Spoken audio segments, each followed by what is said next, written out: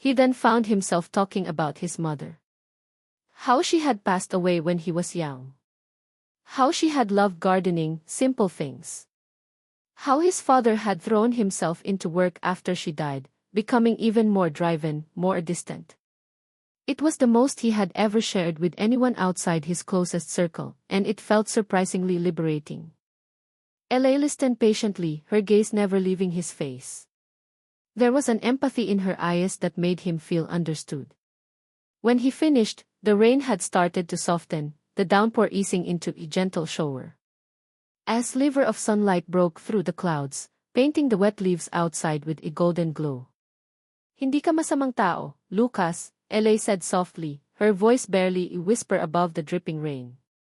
She reached out, her small, calloused hand tentatively covering his. Her touch was warm, surprisingly gentle. It sent a jolt, a pleasant shiver, right through him. This wasn't just kilig anymore. This felt deeper. He looked at their joined hands.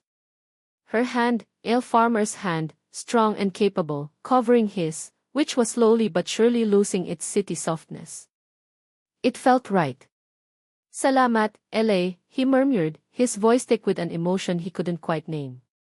He met her gaze, and for a long moment, they just looked at each other. The air in the small kubo was thick with unspoken feelings, with the dawning realization that something significant had shifted between them. The kaaway he met in the storm was slowly, undeniably, becoming something more. Kaagapay. Maybe even kaibigan. The thought, both terrifying and exhilarating, lingered in the air as the last drops of rain pattered on the roof. The days following the shared moment in the kubo were different. A new dynamic had settled between Lucas and Ella. The teasing was still there, yung asaran, but it was softer now, laced with an undeniable undercurrent of affection. Yung mga palihim na sulyap, yung mga ngiting hindi mapigilan kapag nagkakatinginan sila. The kilig was palpable, almost a living thing between them. Even Nanay Rosa noticed, her knowing smile sometimes making both Lucas and Ella blush. Lucas found himself genuinely enjoying his extended stay, thought that would have horrified him just a week prior. He learned to appreciate the simple jarakiwel of life in the barrio, the warmth of the community, the taste of freshly picked vegetables. He even started to get the hang of some farm chores, his muscles slowly adapting to the labor. His hands were rougher, calloused, but he wore those callouses like badges of honor. One evening, as they were sharing a simple dinner of sinigang na isda and rice, Lucas had an idea.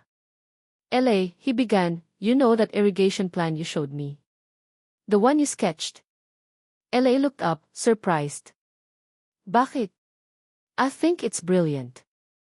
And I think my father should hear about it, see.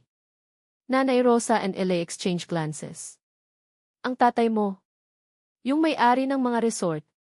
Ella asked, a hint of skepticism in her voice. Yes, Lucas said, excitement building in him. He's always looking for new ventures, for ways to make more money, yes, but he also talks about corporate social responsibility.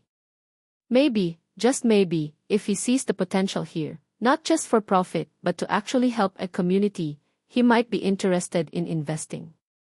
Your cooperative idea, Ella, it could really work with the right backing. He saw a flicker of hope in Ella's eyes, quickly followed Gil's doubt. Pero, Lucas, taga-bukid lang kami. Anong alam namin sa mga malalaking negosyo? At yung tatay mo baka hindi niya kami pansinin. He will if I'm there, Lucas insisted. And you'll be there to explain it who knows more about this than you. Please, Ella. Come with me to Manila. Let's present this to him. It's a long shot, I know, but what if it works? Nanay Rosa looked worried. Manila. Nako, anak, delikado doon. At malayo. I'll take care of her, Nanay Rosa, I promise, Lucas said earnestly. This could be a huge opportunity for the whole barrio. After much discussion, and with Nanay Rosa's hesitant blessing, Ella agreed. The thought of going to the city, of presenting her ideas to a powerful businessman, was terrifying. Pero yung pag-asa na makatulong sa mga kababaryo niya, and the quiet trust she now had in Lucas, outweighed her fear. Besides, a small, selfish part of her was curious to see Lucas' world, the world he came from. A few days later, the roads were finally cleared enough for Lucas' driver to fetch him. The goodbyes were bittersweet. Nanay Rosa hugged Ellie tightly, whispering prayers and reminders. The neighbors waved, wishing them luck. Lucas felt a pang of sadness leaving the small nipa hut that had become his temporary home. He'd grown accustomed to the simplicity, the quiet. The journey to Manila was a stark contrast. From the verdant green of the province, they were thrust into the gray, sprawling concrete jungle. LA was quiet for most of the ride, her eyes wide as she took in the towering buildings, the endless stream of vehicles, the sheer number of people. Para siyang isdang naihahon sa tubig. Lucas' family home wasn't just a house, it was a mansion. A sprawling, opulent structure in an exclusive gated community, you whirled away from LA's nipa hut. May mga guard sa gate, malawak na hardin na parang parke, at mga katulong na nakauniporme. LA couldn't help but feel small and out of place. Chong and Rice. Yung tsinelas niyang medyo pudpud na, parang sumisigaw ng hindi ako bagay dito, sa marmol na sahig. Relax, Lucas whispered, sensing her unease as he led her inside.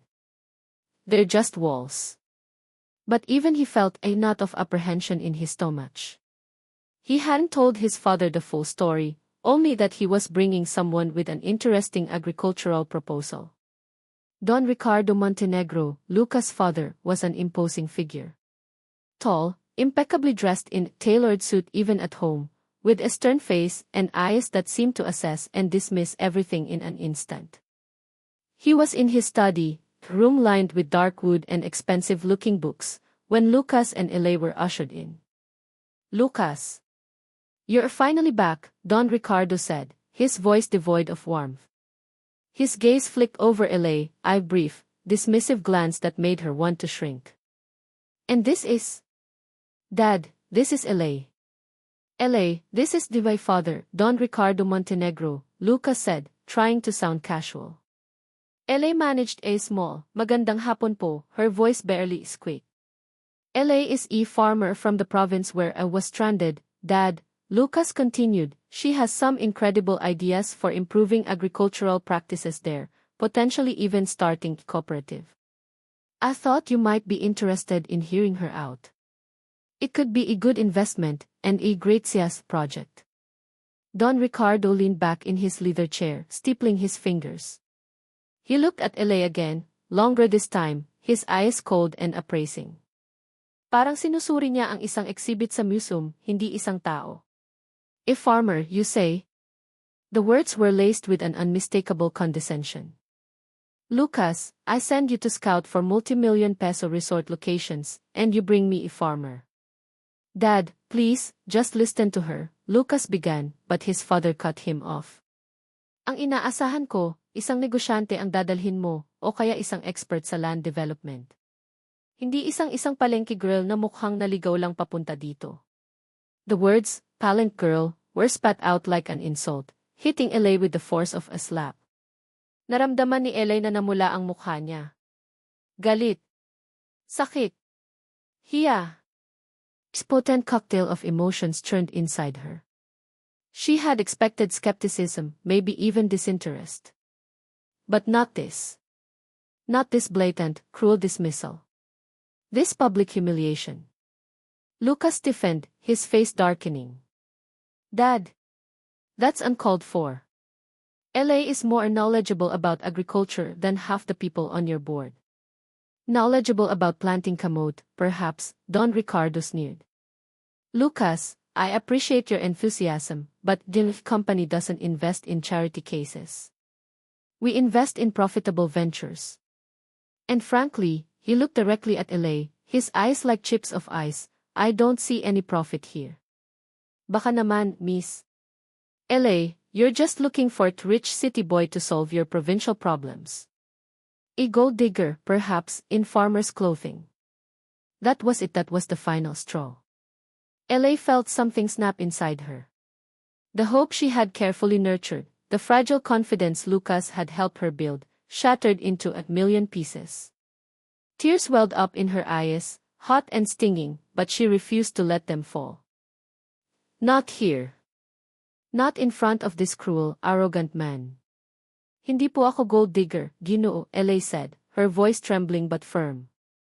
She stood up straighter, her chin held high, meeting Don Ricardo's gaze despite the storm raging inside her. At lalong hindi po ako charity case. Ang pangarap ko po para sa aming baryo ay hindi para pagkakitaan ninyo, kundi para may angat ang buhay ng mga kapwa ko magsasaka. Pero mukhang hindi nyo iyon maiintindihan. Lucas was livid. Dad, how could you say that? He slammed his hand on the polished mahogany desk, making the paperweight jump. LA has more integrity and contributes more to society than all your sycophantic board members combined. Mas marami siyang ambag kaysa sa lahat ng board ninyo na puro papugi lang ang alam. Lucas! Watch your tone. Don Ricardo thundered, rising from his chair. This girl has clearly clouded your judgment. Pinapaniwala ka sa mga kwentong barbero niya. She's not clouding anything. Lucas shot back, his voice rising. She's showing me what's real. Something you've clearly forgotten, Dad, buried under all your money and your damn pride. The air in the study crackled with fury. It was a battlefield, and Ella was caught in the crossfire. But she wouldn't be the victim. Not anymore. With a quiet dignity she didn't know she possessed, Ella turned to Lucas. Lucas, salamat sa lahat. Pero uwi na ako. Her voice was low, heavy with unshed tears and pain that cut deeper than any physical wound. Ella, wait, Lucas reached for her, his face a mask of anguish and anger.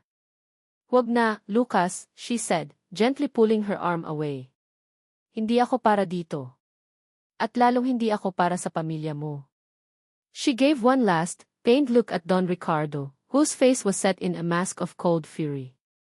Then, without another word, she turned and walked out of the study, out of the mansion, her heart leaden weight in her chest. Lucas wanted to run after her, but he was frozen, caught between his loyalty to Ella and his anger at his father. The argument continued, a torrent of bitter words and accusations, but Lucas' mind was elsewhere. He could only see Ella's retreating figure, her shoulders lump, her dreams crushed. Ella found her way out of the sprawling estate, sea dazed, numb feeling washing over her. How could she have been so stupid? How could she have believed, even for a moment, that someone like Don Ricardo Montenegro would ever see her, simple farmer, as anything more than dirt on his expensive shoes? She managed to find a main road and hailed a taxi, her voice barely a whisper as she asked to be taken to the nearest bus terminal. Sa terminal po ng bus papuntang probinsya. As the taxi pulled away from the opulent gates of Forbes Park, Ella finally allowed the tears to fall. They streamed down her face, hot and silent, carrying with them all the crushed hopes, the humiliation, the bitter taste of a world she clearly didn't belong in. The pader around her heart, which had started to crumble under Lucas' gentle persistence, was now being rebuilt, brick gives painful brick. Mas mataas. Mas matibay.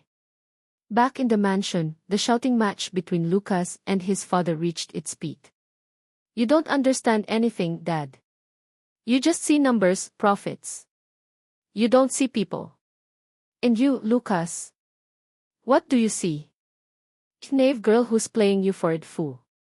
Open your eyes. She's using you. She's not. She's genuine. She's real. Unlike everyone in this damn house. Lucas felt a chasm open between him and his father, wider and deeper than ever before. The anger was a living thing inside him, choking him. He had brought Ella here, filled her with hope, only to have her dreams, and her dignity, trampled upon by his own father.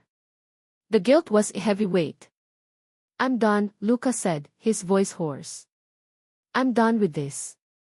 I'm done with you. He turned and stormed out of the study, ignoring his father's enraged shouts. He had to find Ella. He had to make this right.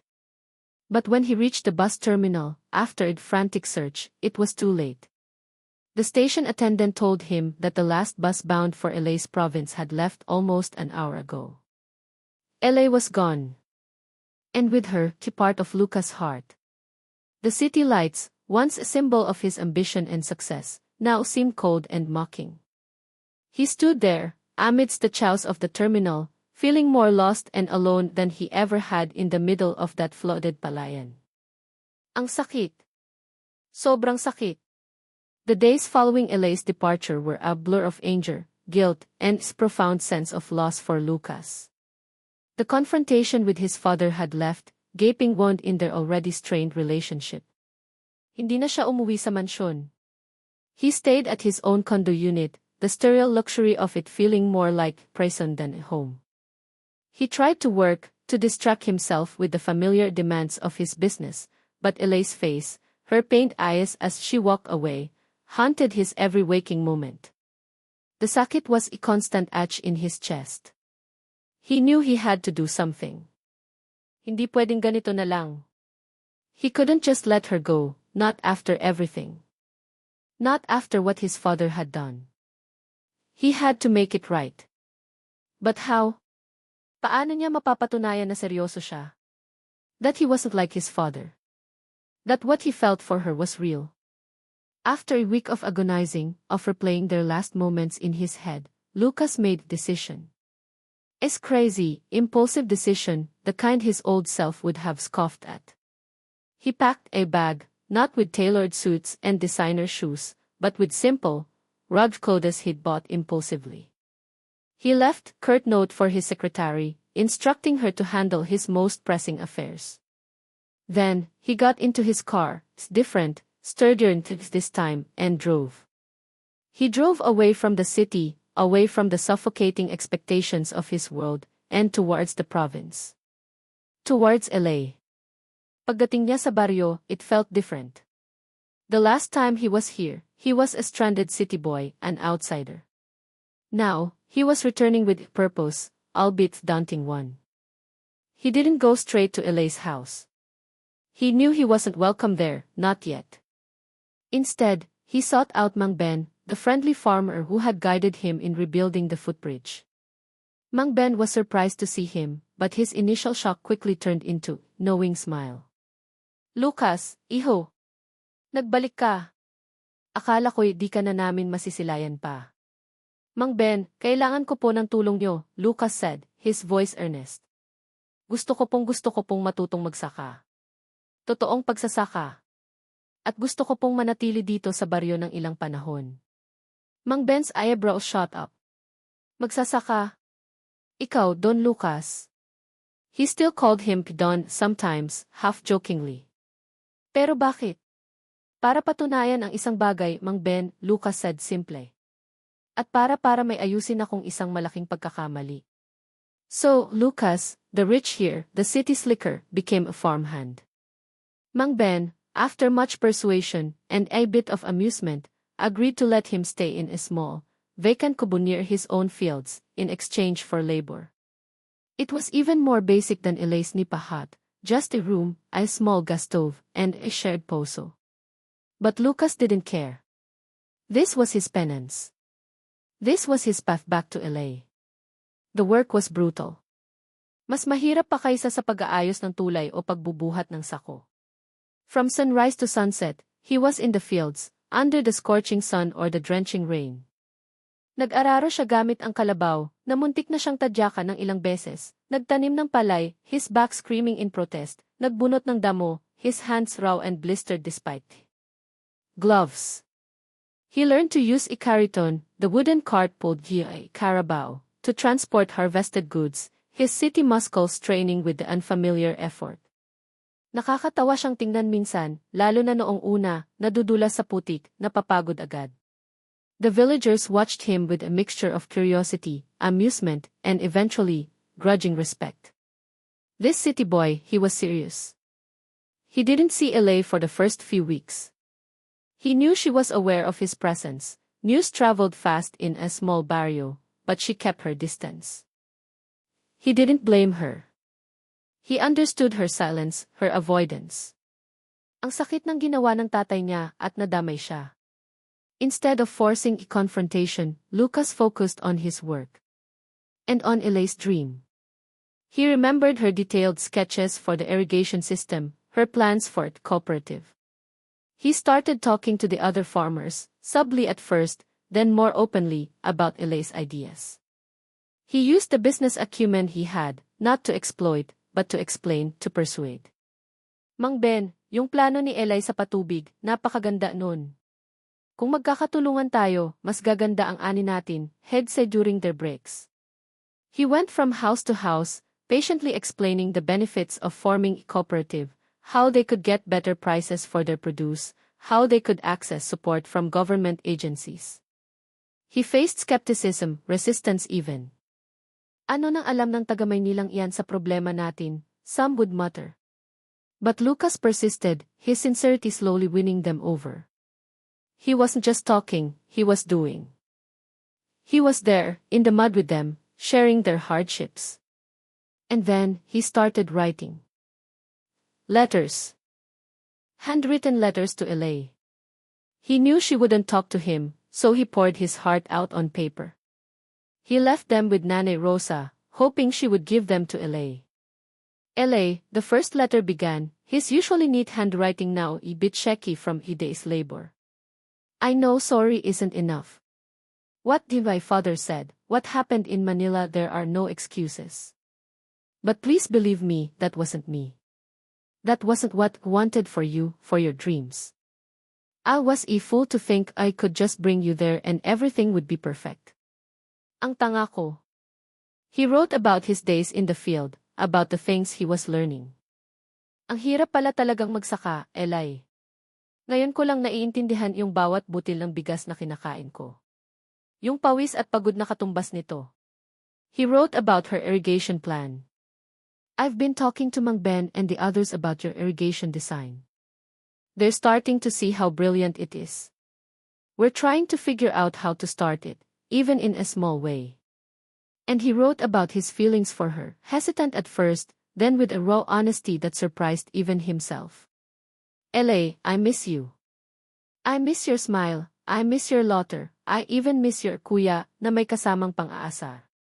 Dito sa baryo nyo, sa piling nyo ni Nanay Rosa, nahanap ko yung isang bagay na matagal ko nang hinahanap sa buhay ko.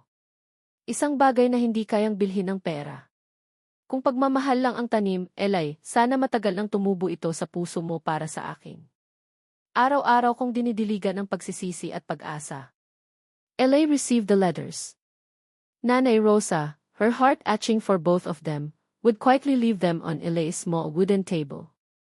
At first, Elai refused to read them.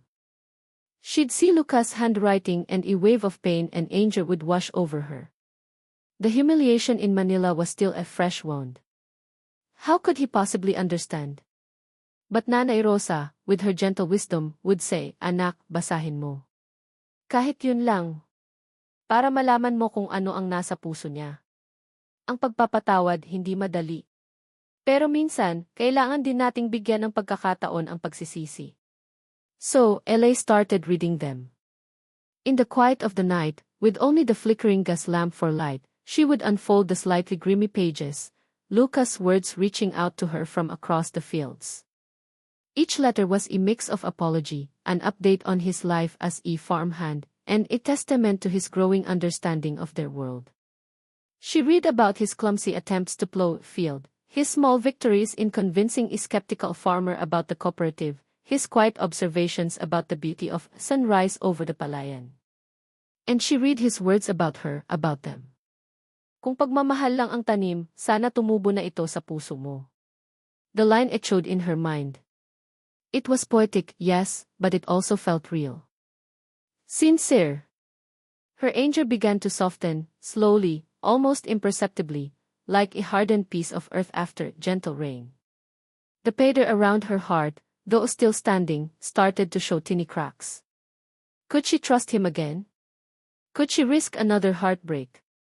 One late afternoon, Elai was walking home from the market, her basket lighter than usual. She took a slightly different path, one that led her near the fields where Mang Ben and Lucas often worked.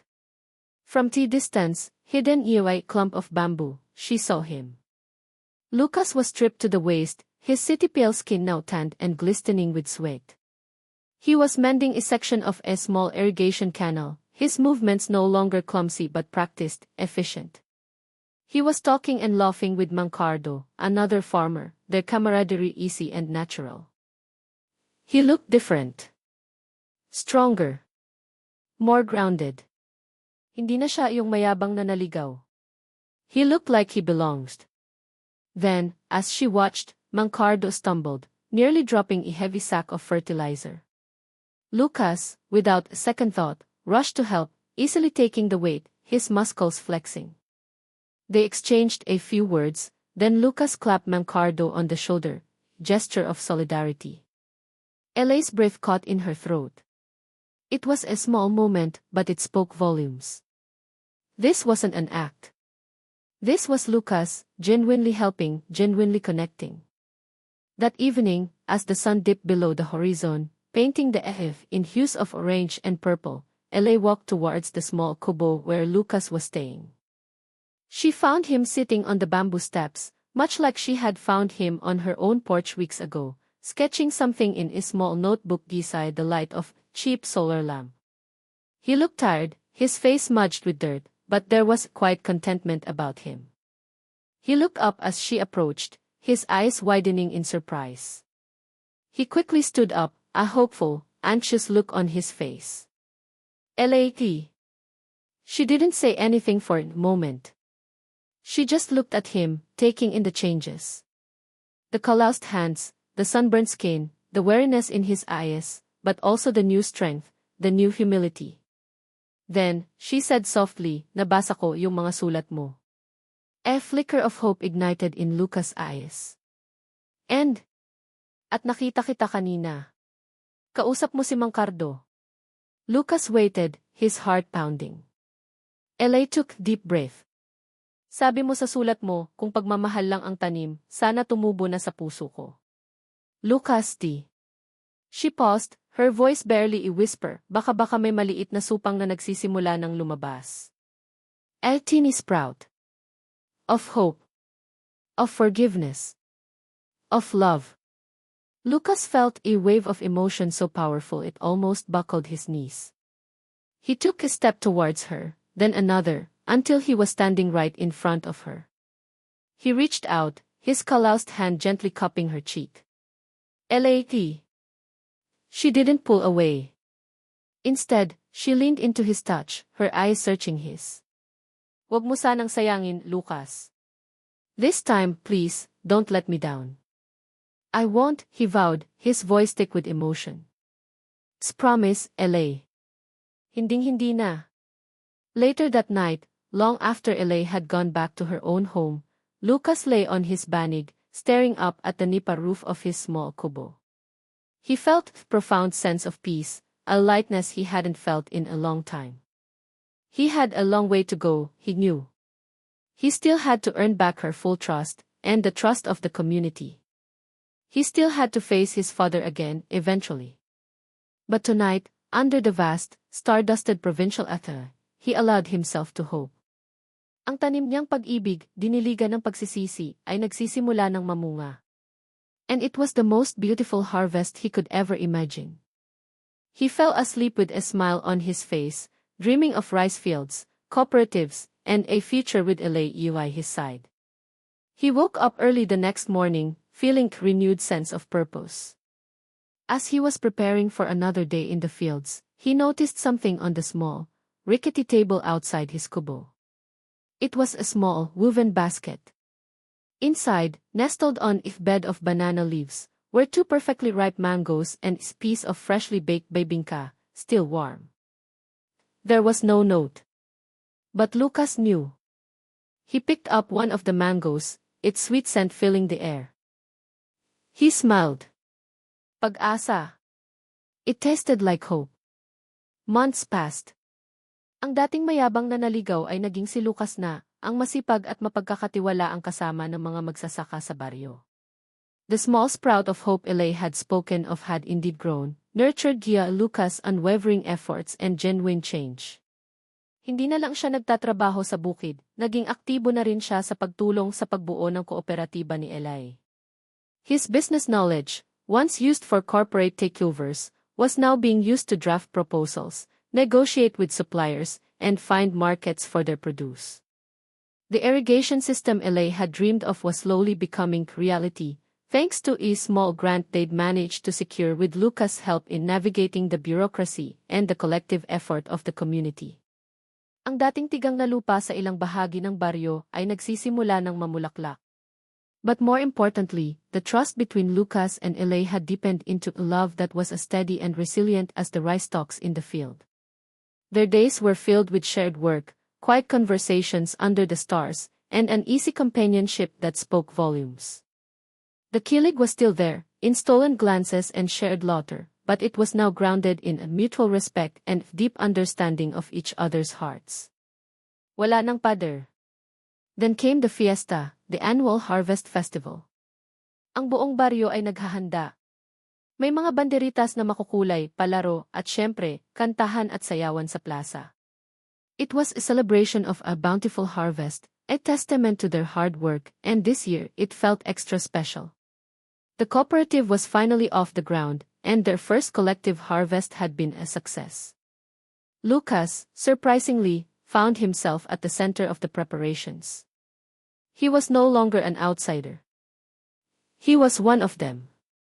He helped decorate the makeshift stage. He even joined the men practicing traditional folk dance, much to Elay's amusement. Nakabarong Tagalog siya, crisp, white one that Nanay Rosa had insisted he wear. It felt strange, yet fitting. During the main program in the town plaza, filled with the entire community, Lucas was unexpectedly called to the stage, Kapitan Berto. At ngayon, mga kababayan, Kapitan Berto announced, his voice booming through the microphone, isang tao na naging malaking bahagi ng ating tagumpay ngayong taon. Isang tao na galing sa syudad, pero pinatunayan na ang puso niya ay para sa ating mga magsasaka. Palakpakan po natin si Ginoong Lucas Montenegro. As surprised Lucas walked onto the stage, the applause deafening. He looked out at the sea of faces, Mang Ben, Nanay Rosa, Thomas, and countless others who had welcomed him, taught him, and accepted him. His gaze found Elay, standing near the front, her eyes shining with pride and love. She gave him an encouraging nod. He took a deep breath. Magandang gabi po sa inyong lahat, he began, his voice a little shaky at first, but growing stronger. Hindi po ako sanay magsalita sa harap ng ganito karaming tao, lalo na't hindi naman ako taga rito dati. A chuckle rippled through the crowd. Pero sa loob ng ilang buwan na pananatili ko dito, he continued, his eyes locking with Elay's, mas naramdaman ko pa ang pagiging taga rito, kaysa sa buong buhay ko sa Maynila. Dito, natutunan ko ang halaga ng tunay na trabaho, ng pagtutulungan ng pamilya. Dito, sa gitna ng palayan, nahanap ko ang isang bagay na hindi ko inaasahang mahanap. He paused, his heart pounding. This was it, dito nahanap ko ang puso ko. He looked directly at Elay. Elay, he said, his voice thick with emotion. He slowly got down on one knee, pulling out a small, velvet box from his pocket. Inside, nestled a simple ring with a teeny, sparkling stone, something he had commissioned, not from a fancy city jeweler, but from a local craftsman, using a small, locally sourced gem. Gasps rippled through the crowd. Elay's hands flew to her mouth, her eyes wide with disbelief, tears already welling up. Elay, Lucas said, his voice clear and true, you taught me what it means to truly live, to truly love. You showed me a world beyond boardrooms and balance sheets. You are the most amazing, strongest, kindest woman have ever known. Will you marry me? Will you be Jim's partner, not just in farming, but in life? For a moment, there was stunned silence. Then, Elay, tears streaming down her face, nodded vigorously. Lucas! The crowd erupted in cheers, whistles, and applause. Nanay Rosa was crying openly, Mang Ben was patting everyone on the back. Lucas slid the ring onto Elay's finger and it fit perfectly. He stood up and pulled her into a tight embrace, a hug that promised forever. Just as the celebration was reaching its peak, a sleek, black car, looking completely out of place amidst the jeepneys and tricycles, pulled up at the edge of the plaza. From it emerged a figure that made Lucas' heart stop for a second, Don Ricardo Montenegro. A hush fell over the crowd as they recognized the imposing figure. Don Ricardo looked around, his expression unreadable, taking in the festive atmosphere, the simple joy of the people. His eyes found Lucas and Elay, still standing on the stage, hand in hand. Lucas tensed, ready for another confrontation. But then, Don Ricardo did something unexpected. He walked towards the stage, not with arrogance, but with a certain hesitation. He climbed the few steps, his expensive leather shoes looking alien on the wooden planks. He faced Lucas, then turned to Elay. "Elay," he said, his voice softer than Lucas had ever heard it, I owe you an apology."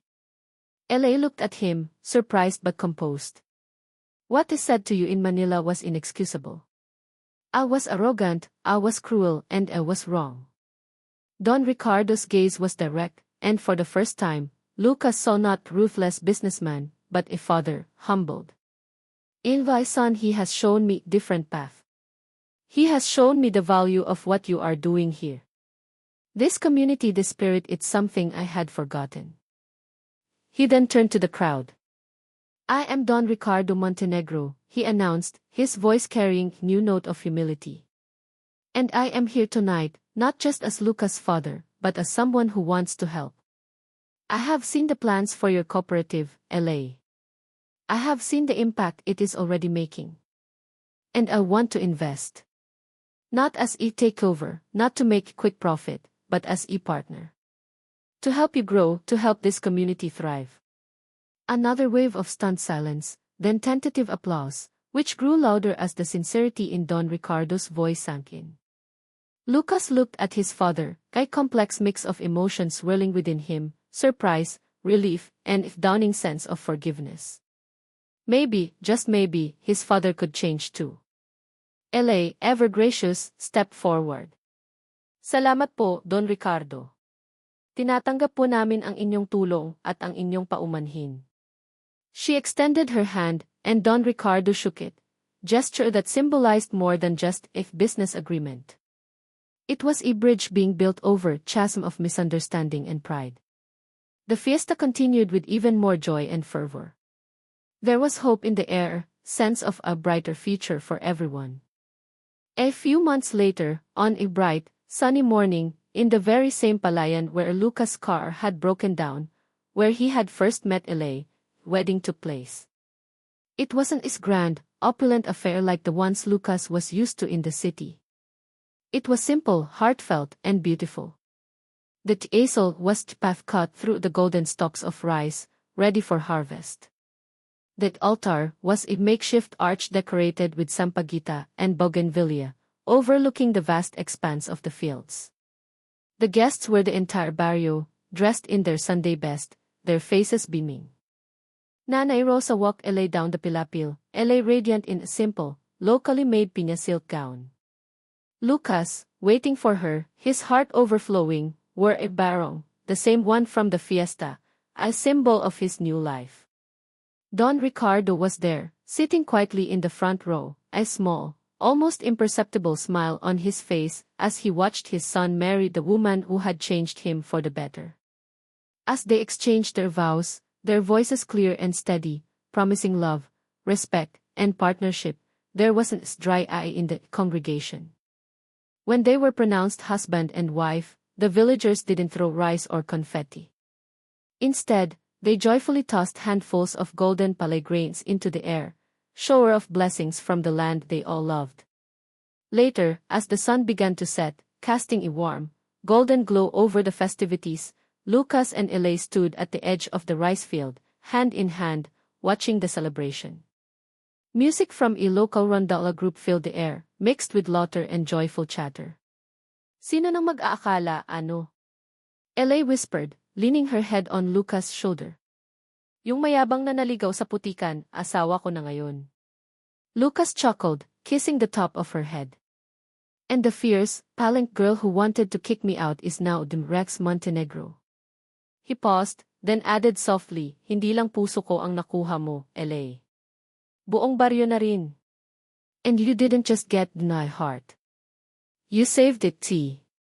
LA smiled, her eyes filled with a love that mirrored his own. Sa dulo ng pilapil na to, Lucas, doon tayo nagsimula. At dito rin, sa dulo ng pilapil, doon ako naging tayo. They stood there for a long moment, two souls from different worlds, now irrevocably intertwined, their love story written in the furrows of the rice fields, testament to the power of change, forgiveness, and a love that, like the land itself, was fertile, enduring, and full of hope. Ang kanilang pag-ibig, tinanim sa gitna ng palayan, ay namumunga na ng kaligayahan, hindi lang para sa kanila, kundi para sa buong komunidad na yumakap sa kanilang pambihirang kwento. The end.